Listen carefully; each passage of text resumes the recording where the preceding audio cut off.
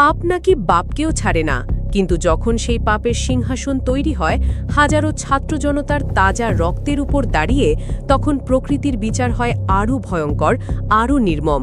যাদের আমরা ভেবেছিলাম বিপ্লবের রক্ষাকর্তা, যারা সুশীলতার বর্ম পরে শোনাতেন ন্যায় বিচারের বাণী, আজ তাদের সেই ধোয়া তুলসী পাতার আস্তিন থেকে বেরিয়ে আসছে শত কোটি টাকার দুর্নীতির বিষধর সাপ।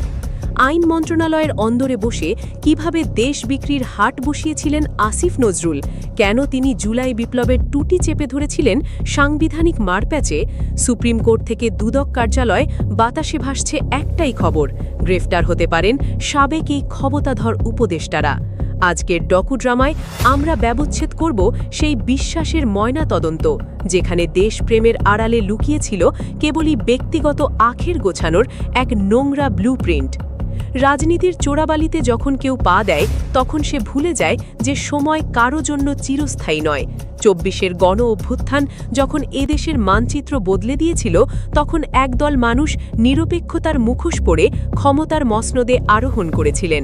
তারা নিজেদের দাবি করতেন সৎ, আদর্শবাদী এবং জনদরদি, কিন্তু সময় যত গড়িয়েছে সেই চটকদার প্রলেপ তত ধুয়ে মুছে গিয়েছে। আজ সেই নগ্ন ও বিভৎস রূপ দেখে গোটা জাতি স্তম্ভিত। গত ১২ই ফেব্রুয়ারি বাংলাদেশের রাজনৈতিক ইতিহাসে এক নতুন মোড়। নির্বাচনে বিএনপি জয়লাভ করার সাথে সাথেই ফেসবুকের ওয়ালে একটি শব্দ ভেসে ওঠে, আলহামদুলিল্লাহ। পোস্টটি করেছিলেন তৎকালীন আইন উপদেষ্টা আসিফ নজরুল। তিনি হয়তো ভেবেছিলেন পর্দার আড়ালে থেকে যে রাজনৈতিক কলকাঠি তিনি নেড়েছেন, তার পুরস্কার হিসেবে তিনি নিরাপদ আশ্রয়ের নিশ্চয়তা পেয়ে গেছেন। কিন্তু ক্ষমতার দাবার বোর্ডে যে ব্যবহার করে ছুঁড়ে ফেলার যে নির্মম সংস্কৃতি, তার হাত থেকে আসিফ নজরুলও রেহাই পেলেন না।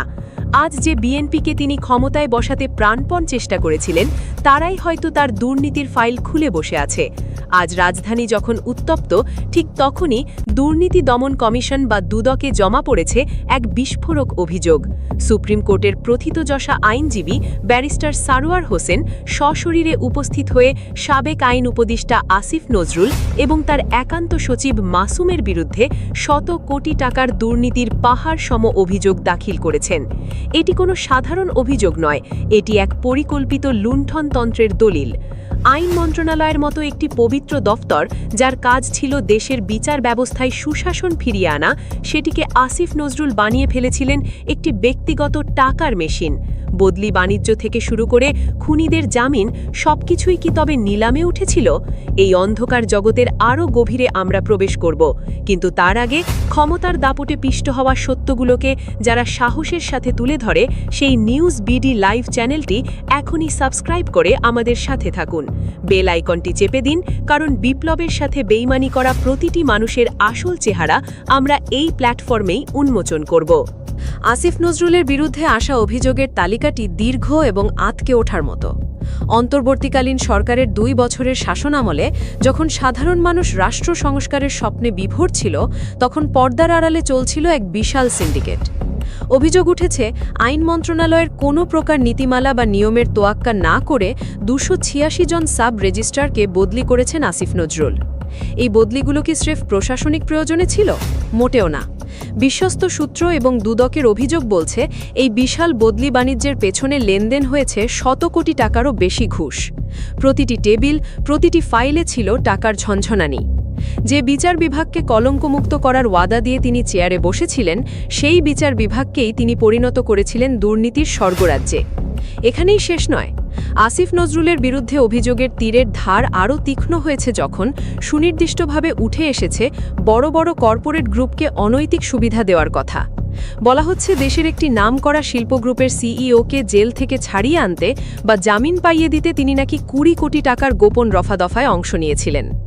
এমনকি গত সরকারের মদতপুষ্ট গান বাংলা টিভির কর্ণধার কৌশিক হোসেন তাপসকে বিপুল অর্থের বিনিময়ে আইনি সুরক্ষা দেওয়ার অভিযোগও এখন প্রকাশ্য। গত ৮ মাসে ঢাকা এবং এর পার্শ্ববর্তী জেলাগুলোতে বিচারক নিয়োগ ও পদায়নের ক্ষেত্রে এক অঘোষিত বিডিং বা নিলাম চলত। একজন বিচারকের কাঙ্ক্ষিত পোস্টিংয়ের জন্য ৫০ লাখ থেকে শুরু করে ২ কোটি টাকা পর্যন্ত লেনদেনের খবর চাউর হয়েছে। প্রশ্ন জাগে, যে বিচারক টাকা দিয়ে তার চেয়ার কেনেন, তিনি কি সাধারণ মানুষকে ন্যায় বিচার দেবেন নাকি বিনিয়োগ উসুল করবেন? একের পর এক সুনির্দিষ্ট অভিযোগ আসিফ নজরুলকে আজ কাঠগড়ায় দাঁড় করিয়ে দিয়েছে। মামলা, বাণিজ্য এবং বিপুল পরিমাণ অর্থ বিদেশে পাচারের অভিযোগে তার কেরিয়ার এখন পতনের প্রান্তে। তবে আর্থিক দুর্নীতির চেয়েও যে অপরাধটি এদেশের তরুণ সমাজকে সবচেয়ে বেশি ব্যথিত করেছে তা হল রক্তক্ষয়ী বিপ্লবের সাথে তার চরম বিশ্বাসঘাতকতা। একটু ফ্ল্যাশব্যাক করা যাক। 5ই আগস্ট যখন শেখ হাসিনা পালিয়ে গেলেন, তখন রাজপথের বিপ্লবীদের দাবি ছিল একটি বিপ্লবী সরকার গঠন করা। সেই সরকার শপথ নেবে শহীদ মিনারে। কিন্তু আসিফ নজরুল তখন কী ভূমিকা রেখেছিলেন? তিনি তার তাত্ত্বিক মারপেচে বিপ্লবীদের বোঝালেন যে সাংবিধানিক শূন্যতা তৈরি করা যাবে না। তার এই চতুর পরামর্শেই বিপ্লবী সরকার গঠিত হতে পারেনি। উল্টো বিপ্লবীরা শপথ নিতে বাধ্য হল পতিত স্বৈরাচারের রাবার স্ট্যাম্প রাষ্ট্রপতি শাহাবুদ্দিন চুপ্পুর কাছে। এটি কি স্রেফ আইনি পরামর্শ ছিল, নাকি কোনো গভীর ষড়যন্ত্রের অংশ? অভিযোগ রয়েছে তিনি নিজেই কিছু ভুয়া সমন্বয়ক তৈরি করে তাদের নিয়ে ক্যান্টনমেন্টে নাটক সাজিয়েছিলেন, যাতে ক্ষমতার রিমোট কন্ট্রোল তার এবং একটি বিশেষ মহলের হাতেই বন্দী থাকে। 24-এর গণ অভ্যুত্থানকে যারা হাইজ্যাক করতে চেয়েছিল, আসিফ নজরুল ছিলেন তাদের মূল স্থপতি। আসিফ নজরুল যদি হন আইনি মারপ্যাচে বিপ্লবকে বন্দী করার কারিগর, তবে সৈয়দা রিজওয়ানা হাসান ছিলেন সেই ব্যবস্থার এক অদৃশ্য স্তম্ভ, যিনি সারা জীবন পরিবেশ রক্ষা আর সুশাসনের বুলি আউড়ে সাধারণ মানুষের হাততালি কুড়িয়েছেন। আজ খোদ দুর্নীতি দমন কমিশনের নথিতে তার নামের পাশে যুক্ত হয়েছে শত শত অভিযোগের পাহাড়। সত্য যখন প্রকাশ পায়, তখন সেটি সুশীলতার বর্মভেদ করেই বেরিয়ে আসে। পরিবেশ অধিদপ্তরের বড় বড় প্রকল্প, যেখানে স্বচ্ছতা থাকার কথা ছিল সবচেয়ে বেশি, সেখানেই নাকি সৈয়দা রিজওয়ানা হাসান বসিয়েছিলেন নিজের আখের গুছানোর গোপন কারখানা। অভিযোগ উঠেছে প্রকল্প অনুমোদনের নামে বিপুল পরিমাণ অর্থ আত্মসাৎ করেছেন তিনি। শুধু তাই নয়, অন্যের মূল্যবান সম্পত্তি দখল এবং তার স্বামীর মালিকানাধীন সম্পত্তি সংক্রান্ত এমন কিছু তথ্য দুদকের টেবিলে জমা পড়েছে, যা শুনলে যে কোনো সচেতন নাগরিকের পিলে চমকে উঠবে। সবচেয়ে ভয়াবহ তথ্যটি হল দেশের বাইরে অর্থ পাচার। তদন্তকারী কর্মকর্তাদের কাছে আসা তথ্য মতে যুক্তরাষ্ট্র, দুবাই এবং আজারবাইজানে বিপুল পরিমাণ সম্পদ গড়ে তুলেছেন তিনি। এই 3টি দেশে অর্থ পাচারের সুনির্দিষ্ট অভিযোগের ভিত্তিতে বর্তমানে আন্তর্জাতিকভাবে তদন্তের প্রক্রিয়া শুরু হয়েছে। যিনি দেশের মাটি ও পানি রক্ষার কথা বলতেন, তিনিই কি তবে সেই মাটি বিক্রির টাকায় বিদেশের মাটিতে রাজপ্রাসাদ গড়েছেন? তবে রিজওয়ানা হাসানের জন্য সবচেয়ে বড় বিপদ হয়ে দাঁড়িয়েছে তার নিজের কণ্ঠস্বর।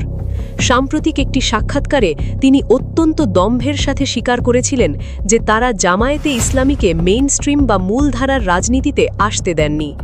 একজন নিরপেক্ষ অন্তর্বর্তীকালীন উপদেষ্টার মুখে এমন বক্তব্য কি প্রমাণ করে না যে 12ই ফেব্রুয়ারির নির্বাচনে তারা কতটা পক্ষপাতদুষ্ট ছিলেন?